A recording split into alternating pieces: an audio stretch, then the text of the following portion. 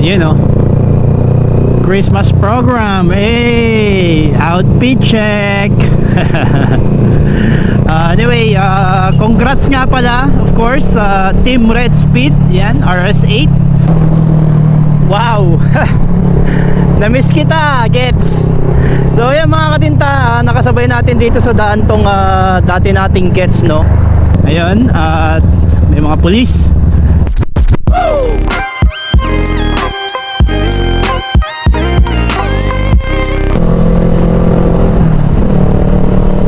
Good morning internet world, kumusta po kayo? Mototinta TV po muli. So first of all mga katinta, happy holidays po. At alam ko malapit na po ang holiday season. At alam ko preparado na mga bawat kababayan or bawat Pilipino, no? Mga tropa natin na magse-celebrate ng Pasko. Ayan, mga inaanak, pasensya na si Ninong nagra-rides.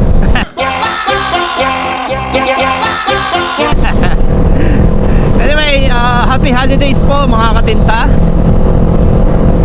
At it's a rainy ride mga katinta. Tamang ulan dahil sobrang langit na nga dito. Napakalamig at napaka-ambon. Ayan, nangaambon pa mga katinta. Grabe ang ambon ngayon. So bibiyahe tayo papuntang Vizcaya at ihahatid natin yung gamit ng ating anak at sa celebrate ng Christmas program. Ayun, at may mga pulis. Parahin pa tayo? Hindi. Akala ko paparahin tayo eh. So mabalik tayo sa topic. So uwi tayo ngayon sa Nueva Vizcaya mga katinta at ihahatid natin yung gamit ng ating anak dahil dun po siya nag-aaral. Napakalamig at napaka maulan or maambon should I say na rides. Actually ilang weeks na rin eh, ilang weeks nang ganitong panahon dito sa amin, no? Tuwing umaga, ayan, umuulan tapos ang lamig-lamig.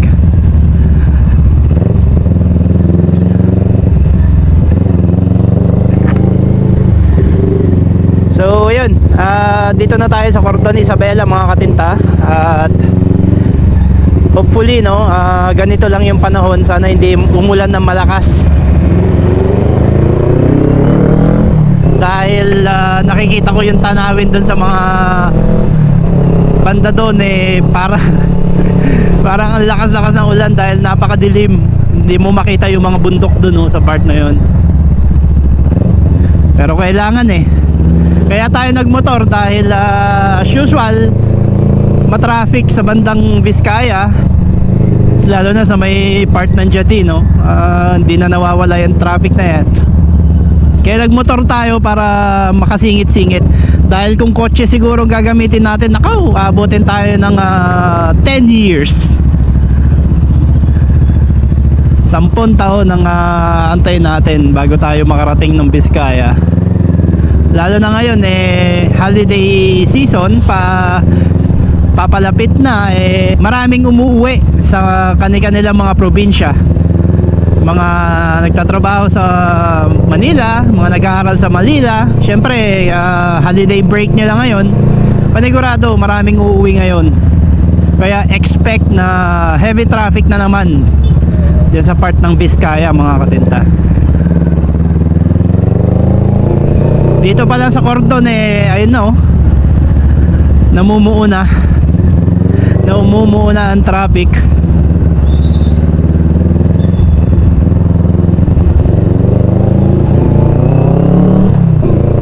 At makikita natin mamaya kung ganun ba kagrabe.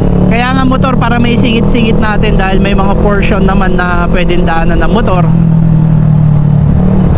At yun yung reason. At ilang linggo na rin kasi tayong hindi nakakapag-rides. Alright, sama na rin natin yon, of course. Kaya tayo nagmotor.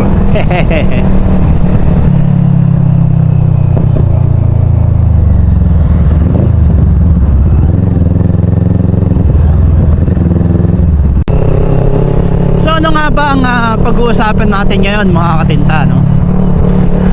Anyway, congrats nga pala of course sa Team Red Speed, yan, RS8, dahil sa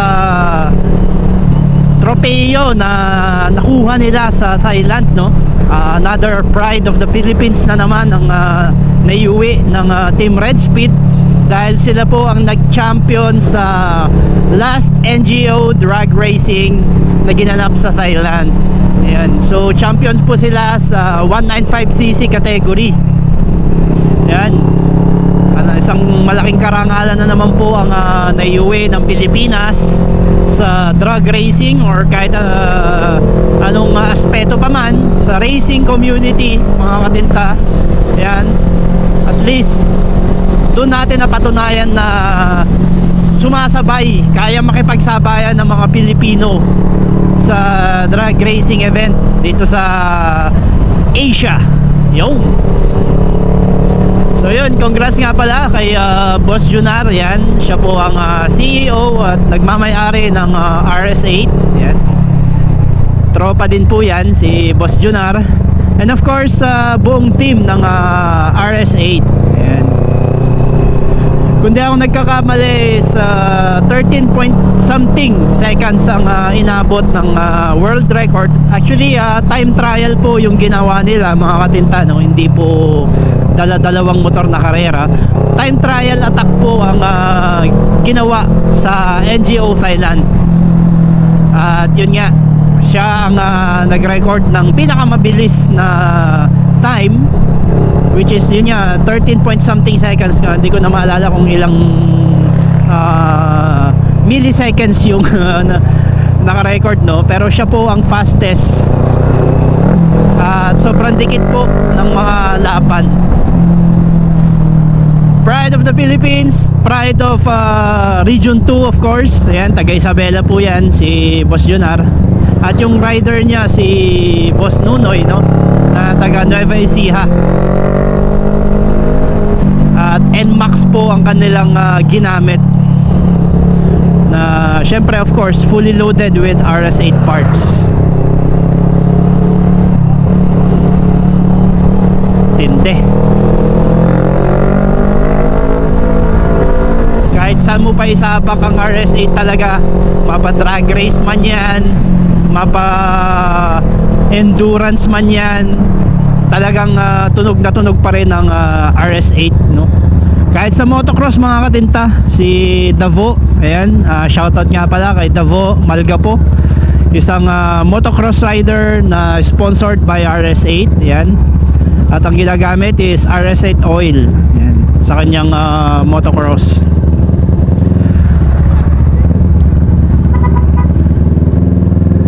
Kaya yun nga, congrats Boss Jay sa success na iyong natatamasa, at naway pagpalain ka pa ng buong may kapal. Ayan, more blessings to come.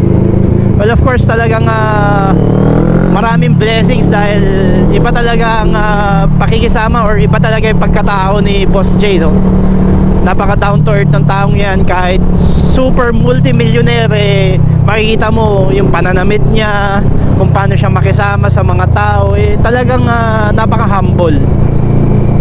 You know, Christmas program, outfit check. Napakaangas tol, napakaangas. At yun nga, gaya na sinabi ko kanina, Christmas break na mga katinta. At ito, ayan yung mga patunay, no? Mga estudyante is katatapos lang siguro ng Christmas program nito mga to, at naka outfit check. Alright, pang Pasko, pang simbang gabing outfitan. So ito na nga ba yung sinasabi ko mga katinta, traffic.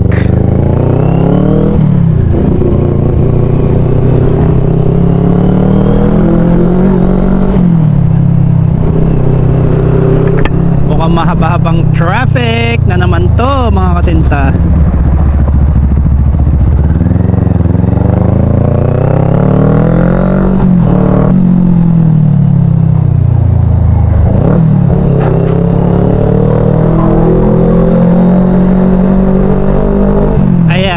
nilagyan na ng barikada tong highway mga katinda, dahil lalong lalo na sa mga umu-overtake ng alanganin, ano, dahil yun nga ginagawa yung daan, tapos nagkakabuhol-buhol na dahil pag traffic pa lang dun sa kabila sinisingit na ng mga ibang motorista, oh, kagaya niyan, oh, di ba? Sisingit, kaya dun nagkakos ng traffic.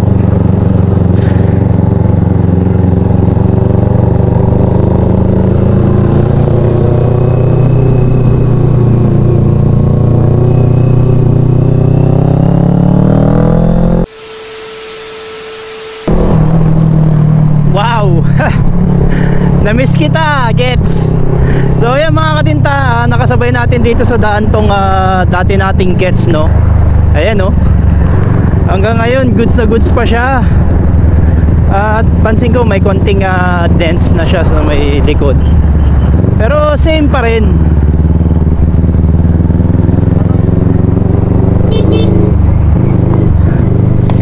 Sir!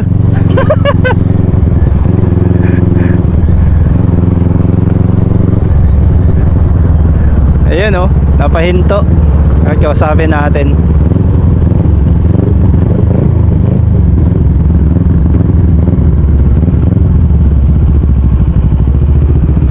Basta, sir.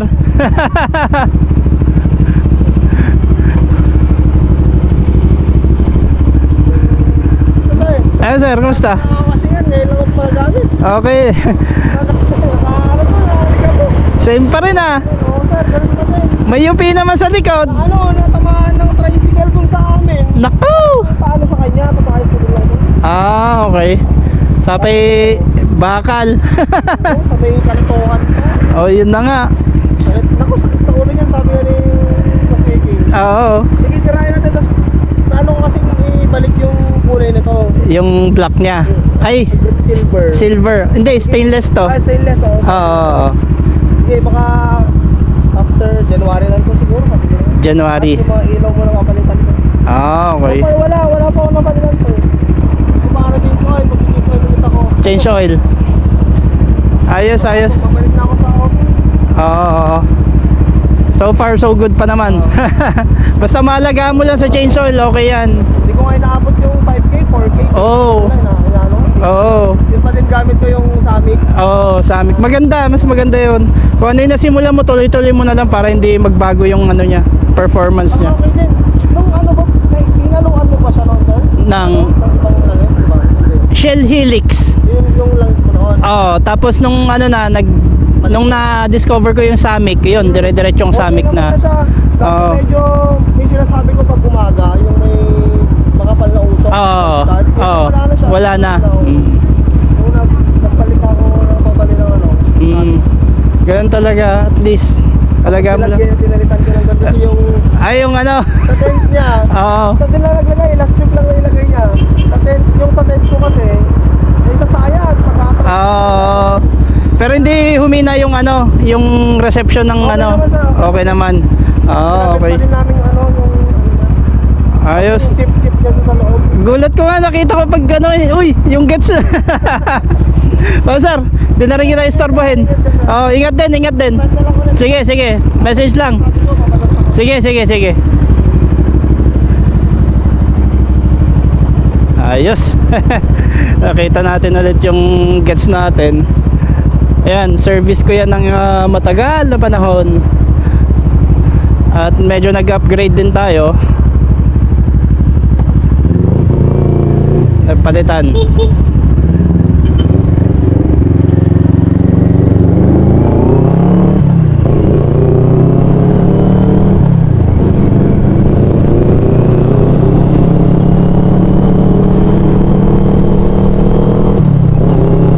Napaka-nostalgic lang sa akin na alam mo yung feeling na makita mo yung dati mong sasakyan na ganun pa rin yung itsura. Though may mga konting dents na naidagdag, no, pero physically yun pa rin naman ang itsura niya. All goods pa rin naman. Well, masaya lang ako dahil kahit papano yung pinagbentahan natin is maalaga naman siya. Goods na goods yun, di ba? Hindi kagaya ng mga iba na makita mo yung dati mong sasakyan wala na, laspag na. Yun ang medyo masakit. Kahit wala na silang pakialam sa, wala na sana tayong pakialam, ganun po talaga tayo kailangan nating alagaan ang ating mga sasakyan bago kayo magka-aberya sa daan.